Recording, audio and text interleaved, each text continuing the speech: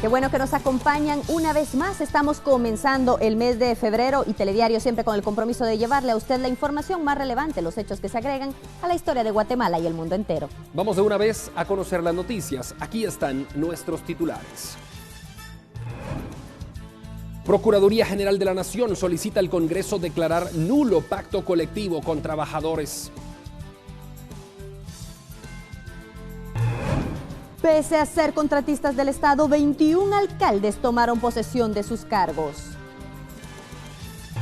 Presidente Jimmy Morales entrega a Contraloría declaración jurada patrimonial, la cual asciende a 8 millones de quetzales. Avioneta realiza aterrizaje de emergencia en Amatitlán. Piloto y acompañante sufren crisis nerviosa. Pacientes en riesgo por falta de medicamentos para quimioterapias. Solo quienes pueden pagar tienen posibilidades de hacer frente a enfermedad. Inicia juicio por violaciones, esclavitud sexual y doméstica contra 15 mujeres quechís, en caso conocido como Sepur Sarco. Gobierno solicita 1.633 millones de quetzales en bonos del Tesoro. Dinero sería destinado para justicia y otras instituciones. Organización Mundial de la Salud podría declarar al virus Zika como emergencia de salud pública internacional. Con entrega de premios a los mejores del 2015, inicia Liga Pequeña de Béisbol Arturo Galvez Sobral.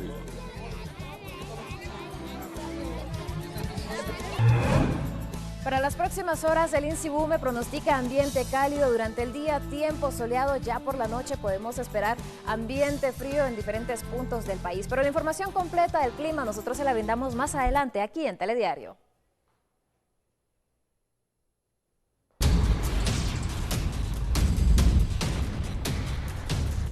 El presidente Jimmy Morales acudió esta tarde a la Contraloría General de Cuentas para entregar su declaración. El gobernante hizo pública la información asegurando tener un patrimonio de 8 millones de quetzales. Milton Jack nos tiene más detalles al respecto. Vamos con él. Adelante, buenas noches. Buenas noches, Milton. Vanessa, Andri, muy buenas noches y un saludo muy especial para cada uno de nuestros televidentes. Y es que esta tarde se hizo efectiva la entrega de la declaración jurada patrimonial del presidente de la República, Jimmy Morales, que detalló precisamente que el total de todo su patrimonio es el equivalente a 8.4 millones de quetzales. Pero será el mismo mandatario que nos dé más detalles al respecto. Asciende a 4.624.490 quetzales. Adicionalmente, se contrató a una firma internacional para que hiciera un avalúo técnico del valor de los activos empresariales que tengo y arrojó un dato de 3.840.000 quetzales. Lo que en sumatoria da un total de 8.464.490 quetzales, que en este momento voy a hacer entrega para que ustedes puedan registrar todo lo que estamos haciendo y la población sepa a cuánto asciende el patrimonio de Jimmy Morales a la fecha de hoy. Muchas gracias por su cobertura y les agradezco que ustedes hagan el traslado de esta información al pueblo de Guatemala. Esta entrega se dio precisamente en la sede de la Contraloría General de Cuentas en la zona 1. Este es el reporte que tenemos a esta hora de la noche desde la unidad móvil. Nos despedimos y regresamos a los estudios centrales. Milton Jack, buenas noches para ustedes en la unidad móvil. Bien, y hay más información porque varios funcionarios siguen sin entregar su declaración patrimonial. Según los datos de la Contraloría, son alrededor de 2.000 personas. Más de 2.000 funcionarios es lo que espera actualmente la Contraloría General de Cuentas, que asistan durante los próximos días a presentar su estado de probidad. Nosotros estamos esperando unos 2.500 funcionarios. Entre ellos tenemos 258 alcaldes que recién acaban de tomar posesión. Ellos tendrían la obligatoriedad de presentar la apertura de su declaración jurada y también esperamos 88 diputados que también son diputados que recién acaban de ingresar y también a todos los funcionarios públicos que por una u otra situación dejaron sus cargos puestos a partir del 16 de enero. Tal y como lo establece el artículo 20 de la Ley de Probidad, todo funcionario público está en obligación de presentar su declaración patrimonial 30 días después de haber asumido su cargo. Con imágenes de Pedro Calel, Edgar Quiñones, para Telediario, Información Actual. Nuevamente, pobladores de Villanueva mantienen bloqueados los ingresos al edificio municipal, esto como parte del descontento hacia las autoridades por el incremento al servicio de agua.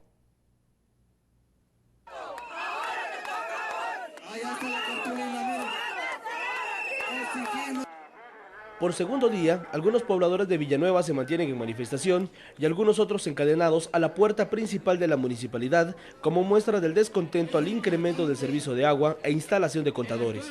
Los inconformes señalan desacuerdo a la medida, pues lo consideran drástico. El alcalde Edwin Escobar mencionó que las colonias en las que se pagaban 25 quetzales mensuales existen comercios que utilizan grandes cantidades de agua, como purificadoras de agua, lavadores de carro, restaurantes y todo tipo de comercios, y por ello se hizo la regulación. Ante el cierre de la comuna, el jefe edil dijo que en sesión extraordinaria del Consejo Municipal tomó la decisión de accionar legalmente ante la Corte de Constitucionalidad para restituir los derechos constitucionales de los vecinos de Villanueva y desalojar a los inconformes. Telediario, Información Actual. El alcalde de Villanueva respondió a los vecinos que tienen tomado el edificio municipal. Bueno, el único planteamiento que tienen de fondo es que se oponen a que haya una tarifa social unifamiliar de 75 quetzales. Ellos quisieran quedarse con una tarifa de 25 quetzales sin contador, lo cual pues es una injusticia para el resto del municipio. De esta forma, el alcalde de Villanueva explica el motivo de la inconformidad de un grupo de vecinos que desde el pasado viernes han protestado y tomado la municipalidad, tras entrar en vigencia una regularización a la tarifa social del agua potable. Lo que a decir del jefe edil está siendo aprovechado por otros candidatos a la presidencia de ANAM. Cuando vamos a ver la gente que se ha ido a encadenar ahí, que son los que más bulla han hecho, son los mismos que manifestaron en septiembre y octubre en contra de los resultados de las elecciones. Son los mismos que estaban inscritos en planillas de corporación municipal con otros candidatos en otros partidos. Son los mismos que tuvieron acercamientos con el expresidente de la ANAM y que obviamente pues todo esto tiene un trasfondo político.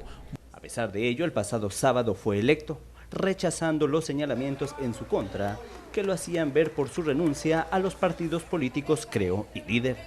Yo no me excuso de haber estado en el partido Creo, simplemente Creo no funcionó para lo que yo necesitaba en su momento y Líder tampoco funcionó para lo que necesitábamos. Yo igual hubiera ganado con cualquier otro partido aquí en Villanueva, no fue el partido el que me hizo ganar. En todo caso fue el partido el que me hizo perder muchos votos en Villanueva. Mientras justifica del por qué las Cortes de Apelaciones han rechazado 18 solicitudes de antejuicio planteadas en su contra. ¿Por qué las dieron sin lugar en todos los casos? Porque eran denuncias falsas, sin fundamento y sin prueba. Ahí usted bien lo dijo, fui víctima de un proceso. Telediario, Información Actual. Cambiemos de tema. Una aeronave realizó un aterrizaje de emergencia allá en Amatitlán. Según el reporte de los bomberos, los tripulantes sufrieron crisis nerviosa. Tremendo susto se llevaron los tripulantes de una avioneta cuando ésta no respondió al mando, lo que provocó que tuvieran que realizar un aterrizaje de emergencia en una autopista de Amatitlán. Cuerpos de socorro asistieron a los dos tripulantes, quienes fueron identificados como Francisco José Ruiz Cerovic, de 45 años, piloto e instructor de vuelo, así como Derek Juliet Figueroa Batz, de 18 años, estudiante. Ambos, aunque resultaron ilesos, tuvieron una severa crisis nerviosa debido al incidente. Según indicaron, se vieron obligados a realizar la maniobra de aterrizaje cuando la hélice delantera dejó de funcionar. Mentales se mantuvieron en el lugar de manera preventiva, pese a que después del accidente no se reportaron más daños, excepto los ocurridos en el fuselaje de la aeronave. Telediario, Información Actual. 7 de la noche con 8 minutos, somos Telediario y le invitamos a que nos acompañe y conozca lo más relevante en Guatemala y el mundo entero. Ya volvemos con más noticias.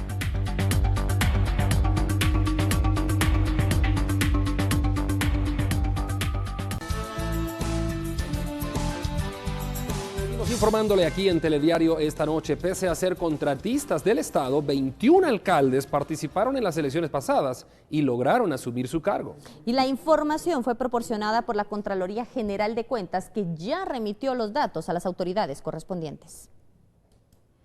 Después de varias semanas, finalmente la Contraloría General de Cuentas confirma que 21 alcaldes son contratistas del Estado y pese a ello participaron en las elecciones y asumieron su cargo. Bajo juramento presentaron declaración jurada afirmando lo contrario al momento de inscribirse como candidatos ante el Tribunal Supremo Electoral. Después de revisar los 338 alcaldes, pues son personas que según nosotros, de acuerdo a la información obtenida, son contratistas del Estado. Lo trasladamos al Tribunal Supremo Electoral el viernes último y pues ellos son los que tendrían que tomar las acciones que correspondan para ver qué es lo que procede. La ley dice que no sean contratistas, no que no hayan sido contratistas. Documentación de sustento fue enviada al tribunal. En ella se describe que varios jefes ediles figuran como propietarios de empresas que prestaban servicios a sus mismas municipalidades, tales como arrendamientos, mantenimiento de calles, venta de materiales y combustible, entre otros. Los montos adjudicados en algunos casos asciende hasta 99.3 millones de quetzales. Algunos de los alcaldes son investigados o se les ha solicitado ante juicio por parte del Ministerio Público. 6 alcaldes son de Huehuetenango, 4 de San Marcos, 3 de Suchitepeques, 2 de Sololá, Zacapa y Chimaltenango y 1 de Alta Verapaz y Petén. Telediario, información actual. Y a continuación le compartimos el nombre de los 21 alcaldes que han tomado posesión de sus puestos. Sin embargo, se ha comprobado según la Contraloría General de Cuentas que son o han sido contratistas del Estado. Comenzamos entonces, aparecerá en pantalla, ya usted verá en más detalle la información. Bernabé Ajín Vicente del partido Líder, el municipio Yepocapa, Chimaltenango. Y en los hallazgos hay dudas por figurar como representante legal de la empresa Yepocom, ser proveedor de alimentos y útiles escolares del Ministerio de Educación. Aparece Luis Alfredo Ramírez, está ahí en la pantalla, de la UNE, en Cabañas, Zacapa. Figura como representante de la empresa Ingeniería Universal, servicios de reparación y mantenimiento de elevadores del Ministerio de Salud e IX.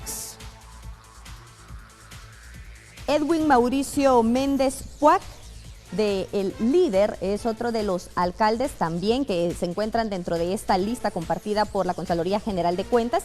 Él es del municipio San Pedro La Laguna, Sololá. Y dentro de los hallazgos que hay para este alcalde son los honorarios por supervisión de obras y servicios profesionales.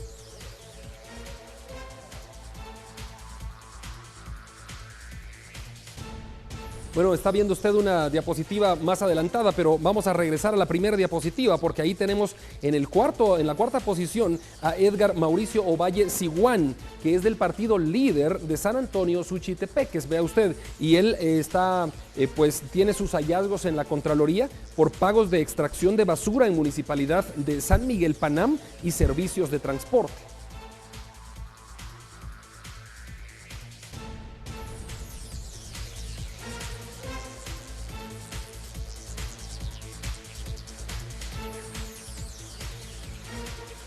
Pasamos ahora sí a una segunda diapositiva. Le hemos presentado ya a 4 de los primeros alcaldes de esta lista de 21 que han sido revelados a través de la Contraloría General de Cuentas. Ahora le presentaremos 4 más. Uno de ellos, Andrés Alonso Pascual Alonso, del Partido Patriota, el municipio San Mateo Ixtatán, Huehuetenango. En lo que hay de hallazgos para esta persona es servicios de planificación, presupuesto, especificaciones técnicas y cronogramas, proyectos de construcción y el salón de usos múltiples.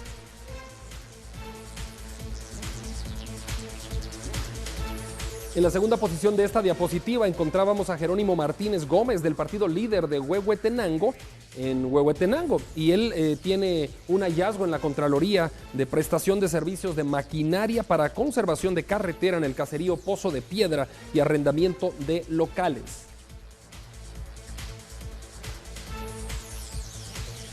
Julio Amílcar Ambrosio Ramírez del partido Líder en San Pedro Necta, Huehuetenango. A este alcalde se le ha encontrado que tiene arrendamientos de camiones, mantenimiento y reparación de calles de distintas municipalidades.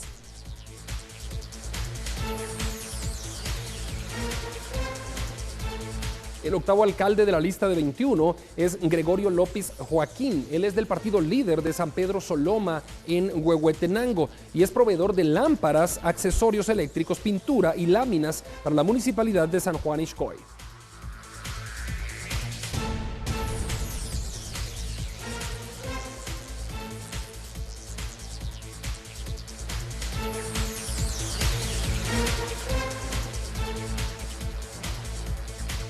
Mira.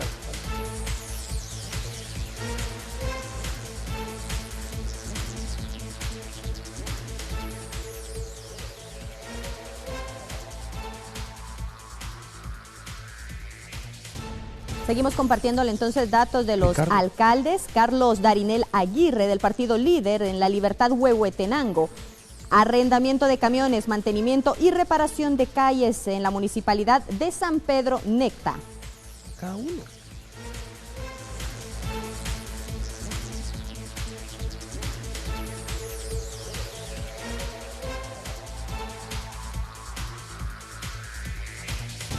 Bueno, y respecto a todo esto, la Procuraduría General de la Nación solicitó al Congreso de la República declarar nulo el pacto colectivo, hablando de otro tema, el pacto que se había firmado con los trabajadores de ese organismo desde hace años. Ahora se pide declarar nulidad en el mismo. La Procuraduría General de la Nación realizó un análisis al pacto colectivo que fue suscrito hace más de 10 años en el Congreso de la República con el sindicato de ese poder y lo considera como perjudicial para el Estado debido a los incrementos salariales porcentuales que se registran cada año. En las recomendaciones que se emitieron por la PGN se estima procedente iniciar acciones legales que se consideren contra los integrantes de la Junta Directiva que firmó dicho pacto. Plantean que van a presentar denuncias contra los exfuncionarios del Congreso, en este caso sería contra el señor, creo que Jorge Méndez Herbruger y no sé si Leonel López Roas también, por presuntos delitos penales de haber violado la Constitución al haber firmado este pacto. En los próximos días podrían iniciar las sesiones de la mesa mixta integrada por representantes sindicales y diputados para encontrar acuerdos y renegociar el pacto en cuanto a los porcentajes de salarios. La primera reunión de la Junta Mixta sería esta misma semana, en este caso los que integran van a ser los responsables de reunirse con el sindicato, pero definitivamente esta reunión va a ser en las próximas 48 horas. La resolución de la PGN obtuvo reacciones entre diputados del Congreso de la República. No cumplió con todos los requisitos legales esenciales para tener validez. Cuando algo no cumple con los requisitos esenciales, es nulo. El tema de escalafonario podría ser una opción. Efectivamente, un 10% de aumento al año es irresponsable. Fue un exceso en su momento. Me imagino yo que se ha de haber considerado en el momento el tema de la inflación, muy probablemente. Telediario, información actual. En medio de deuda comienza el proceso de liquidación del Fondo Nacional de Desarrollo, entidad que tenía a su cargo la distribución de fertilizante. Millonaria deuda a proveedores en el 2015 en el programa de fertilizantes y una deuda de arrastre que aún tratan de cuantificar, basados en auditorías de la Contraloría General de Cuentas, es lo que deja el Fondo Nacional para Desarrollo FONADES, encargada de este fideicomiso. Esta entidad iniciará con su proceso de preliquidación. Se entablará una junta encargada de contratar auditorías externas. Mientras tanto, las puertas de esta entidad ya están cerradas y sin personal. Los contratos no fueron renovados, incluso para el expropio director Aníbal Ruano. Pese al inicio de esta preliquidación, solo 2 guardias resguardan el edificio.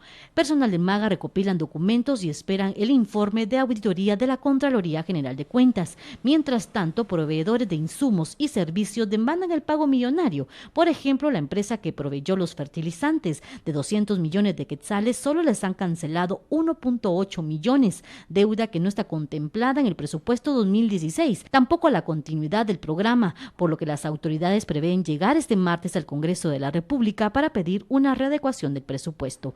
Telediario, información actual.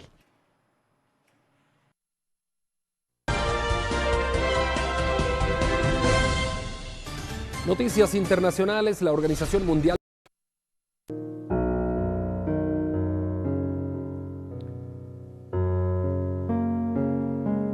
La información continúa esta noche.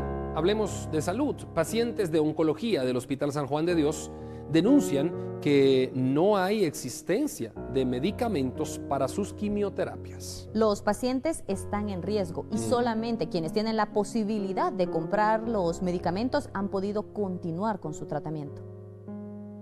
Los niveles de desabastecimiento en el Hospital San Juan de Dios están llevando a que los pacientes con cáncer tengan que suspender sus tratamientos de quimioterapias, pues no cuentan con todos los medicamentos, al menos que tengan el dinero para pagarlos, como doña Hilda, que viene de Champerico. 1.501. Eso es lo que nosotros venimos gastando aquí, porque a veces aquí no hay, tenemos que comprar a nosotros. Hay pacientes que pasan meses internados esperando los medicamentos, como don Abel, que padece de leucemia. Aunque los doctores no quisieran y les duele ver tanto cadáver salir de aquí por no haber medicamento, pero eso no podemos culparlos a ellos. Simplemente el no haber es la situación en que muchas veces nosotros pasamos de esta vida a la otra. Pero, ¿qué riesgos hay de no respetar los ciclos de los tratamientos? Pues sí tiene una incidencia, ¿verdad? En la evolución, donde sí puede poner en riesgo la vida, ¿verdad? Porque desde luego hay una progresión de la enfermedad. Desafortunadamente sí puede haber mayor riesgo en la mortalidad. La Procuraduría de Derechos Humanos se pronunció. Desde el mes de septiembre del año pasado se ha venido denunciando el desabastecimiento de medicamentos oncológicos que ha afectado alrededor de entre 300 y 500 pacientes. Pero, ¿cuál es la causa del problema? Afortunadamente son 2 o 3 casas las únicas que proveen de este tipo de medicamentos para el hospital, ¿verdad? Y obviamente cuando es menor el número de proveedores, este problema, si no hay un pago que se pueda dar con bastante periodicidad, van a existir estos problemas. Telediario, información actual. Pero en el Hospital San Juan de Dios también hay más de 400 niños que están en riesgo, quienes no cumplen con sus quimioterapias. Hoy le presentamos la historia de algunos de ellos que piden medicamentos y una oportunidad de vivir. Pero no son solo pacientes adultos quienes han tenido que incurrir en gastos y postergar los procedimientos de quimioterapias. Aquí en la unidad de oncología pediátrica hay más de 400 niños que no han podido recibir sus tratamientos y cuyas vidas también están en riesgo.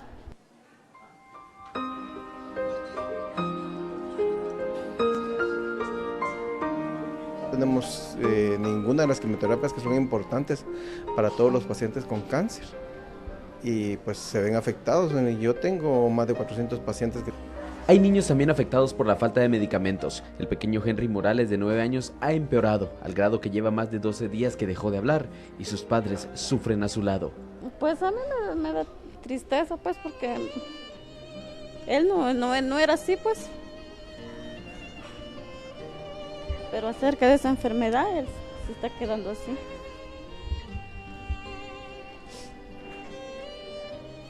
Pero espero en Dios que llegue la medicina adecuada para que él se recupere pronto. Ante el riesgo que corren los menores, ¿qué acciones toma el hospital? Desde el año pasado estamos en pláticas con la UNOP, ¿verdad? Es una alternativa para no seguir manejando los casos de leucemia aquí en el hospital con niños. Lo que puede trasladarse a la UNOP, ¿verdad? Lo único que tenemos que ver es cuánto les puede representar a ellos en incremento, ¿verdad? de costos. Los niños esperan un milagro que los salve. Por favor, ayúdenos, traigan los medicamentos, nos queremos curar. Papá, ayúdenos porque queremos un medicamento para todos los enfermos que estamos aquí. Telediario, información actual. Son varios casos, tanto niños como adultos, que están a la espera de los medicamentos necesarios para poder continuar con su tratamiento. Vanessa, ¿y qué se puede hacer ante esto? Lo dijo bien Ronnie Pocón, nuestro compañero periodista.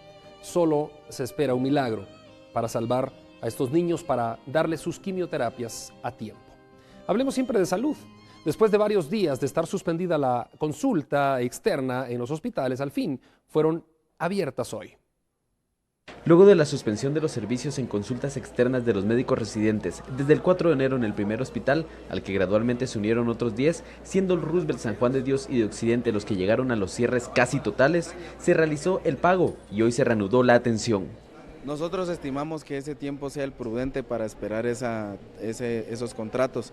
Con lo de los insumos que vos me decís, se percibió recepción de algunos insumos, sin embargo, de algunos recursos para compra de insumos. Sin embargo, la mayoría de recursos que se reciben es para pagar la deuda de años anteriores. Entonces se paga a proveedores, sin embargo no se puede estar brindando la atención adecuadamente porque no tenemos los suficientes insumos.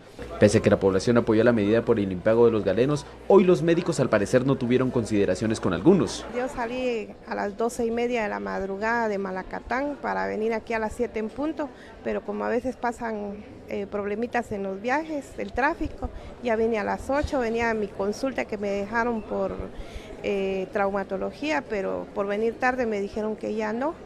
Y me dejaron cita para dentro de 20 días y en las otras hasta dentro de 4 meses también por el atraso. Los médicos residentes aseguran que todas las personas que se vieron afectadas pueden llegar cualquier día de la semana a las consultas externas para poder programar su atención. Ellos estarán dispuestos a ponerse al día y brindarle los servicios a quienes no lo recibieron. Con imágenes de William Álvarez, un reporte de Ronnie Pocón para Telediario, Información Actual.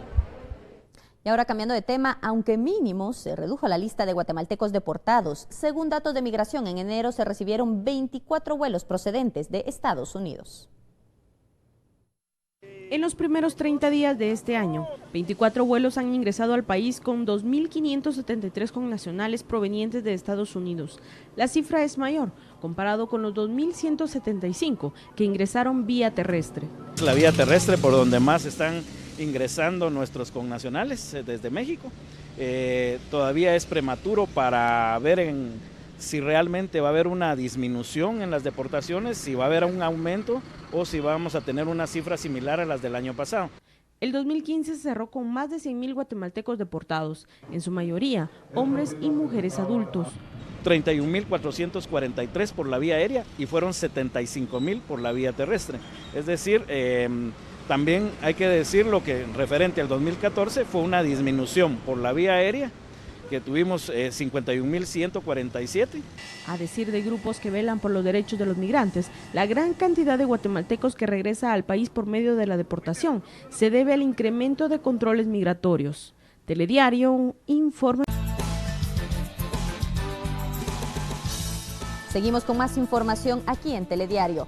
Violaciones a mujeres, esclavitud doméstica y desapariciones forzadas son parte de las acusaciones que se hicieron contra 2 militares retirados. Bueno, y es que uno de ellos decidió no declarar porque rechaza al tribunal que lleva su juicio y el otro niega haber trabajado para el ejército, mientras testigos lo reconocen. De hacer comida a lavar ropa y hasta satisfacer sexualmente a los soldados sirvieron 11 mujeres en 1982. Esto según la investigación que hizo el Ministerio Público, donde establece que los vejámenes se cometieron por parte de los militares que recibieron órdenes del teniente coronel Reyes Girón y el comisionado militar Heriberto Valdés. Que las agraviadas fueron violadas sexualmente por soldados del Ejército de Guatemala en diferentes lugares. También se imputó el triple asesinato de una mujer y sus 2 hijas pequeñas, pero la defensa no acepta la acusación. Un comisionado militar no es superior a un coronel, a un teniente, como para que se indique que mi patrocinado dio órdenes de hacer operativos. Mientras los señalados, uno no quiso hablar y otro desmiente haber trabajado para el ejército. Agradecerle a sus conceptos, pero no los comparto. Y yo no sé ¿por qué están acusando mi persona?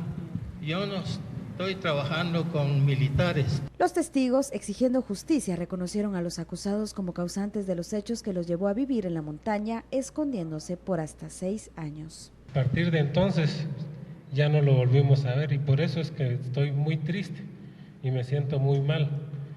La otra cosa que sucedió es sobre la captura de mi padre.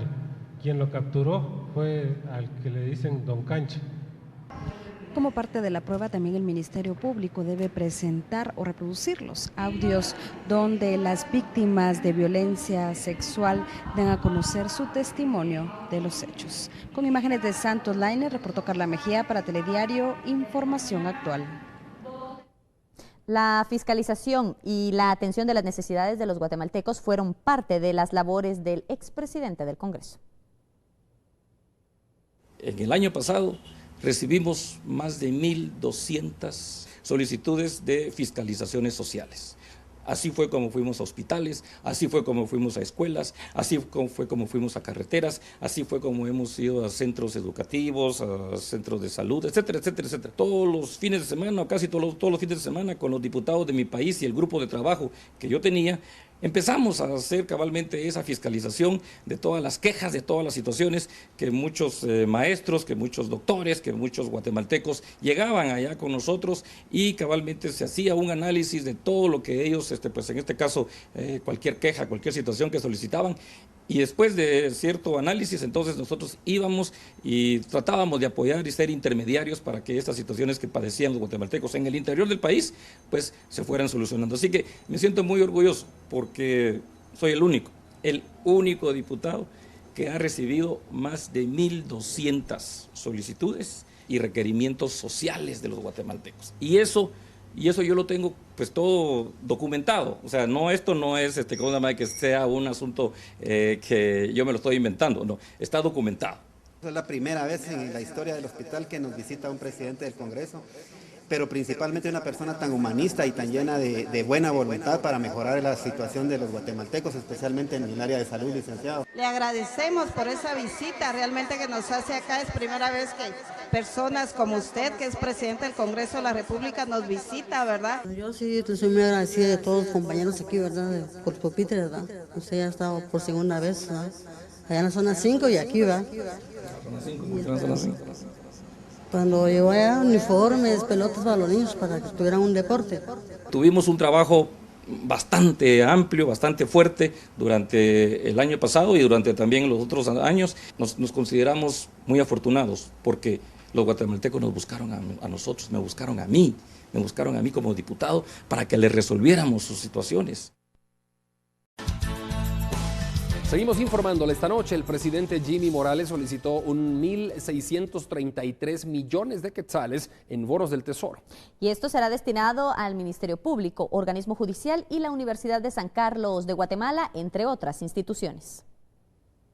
Más de 1.600 millones de quetzales en bonos del Tesoro fue lo que solicitó el presidente de la República al organismo legislativo, argumentando que el monto servirá para solventar gastos de funcionamiento del organismo judicial, el Ministerio Público, la Universidad de San Carlos, entre otras dependencias. C. Reformas al marco normativo del servicio civil y las relaciones laborales, gobierno-funcionario.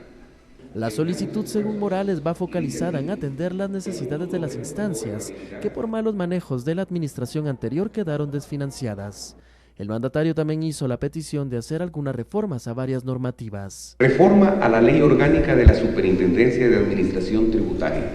La creación de un ente autónomo para ejecutar los fondos de donación de la Alianza para la Prosperidad. Reformas al marco normativo del servicio civil y las relaciones laborales, gobierno-funcionario. Y finalmente, giró una invitación al Congreso de la República para que, al igual que el Ejecutivo, realice un censo para determinar cuántas plazas son funcionales y cuántas no lo son. Telediario, información actual. Hasta aquí el reporte de las noticias, pero nuestros equipos siguen trabajando para mantenerle bien informado. Pásela bien, nos vemos mañana a las 5:45 de la mañana en Telediario al amanecer. Buenas noches. Buenas noches.